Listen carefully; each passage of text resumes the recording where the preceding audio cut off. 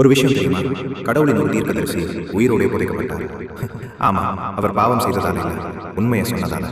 எரேமியா 38 வரும் சம்பவம் இது. எரேமியா யாரையும் ஏமாத்தல, பொய் பேசல, கடவுள் சொன்னதை சொன்னார். நீங்க கடவுளிடம் திரும்பலனா இந்த எருசலேம் நகரம் விழும்னு எச்சரிச்சார்.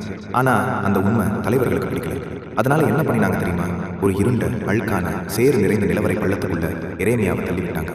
அங்க தண்ணீரே இல்லை, முழுக்க சேறு மட்டுமே. அந்த சேற்றுல அவர் மெல்ல மெல்ல மூழ்கிட்டு இருந்தார். ஒவ்வொரு மூச்சும் ஒரு போராட்டம். மேல நகரம் சாதாரணமா நடக்குது, கீழே ஒரு தீர்க்கதரிசி மரணத்தை நெருங்கிட்டு இருந்தார். அப்போ எல்லாரும் மௌனமா இருந்தாங்க. ஆனா ஒரே ஒருத்தர் மட்டும் இல்ல. அவன் பேர் எபெத் மெலேக். அவன் யூதனும் இல்ல, அரசனும் இல்ல, அதிகாரமும் இல்ல, ஒரு சாதாரண வெளிநாட்டு அரண்மனை ஊழியன்.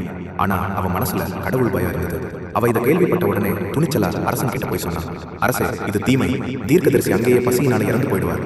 அதிசயம் என்னன்னா, அரசன் அனுமதி கொடுத்தான். எபெத் மெலேக் கயிறுகளையும் பழைய துணிகளையும் எடுத்துக்கிட்டு மிக நிதானமா அந்த இருண்ட பள்ளத்துக்குள்ள இறங்கி எரேமியாவை வெளியே தூக்கி காப்பாத்தினான். யாருமே எதிர்பார்க்காத ஒரு நாள் கடவுளின் தீர்க்கதரிசி காப்பாற்றப்பட்டார். அதுக்கப்புறம் கடவுள் என்ன சொன்னார் தெரியுமா?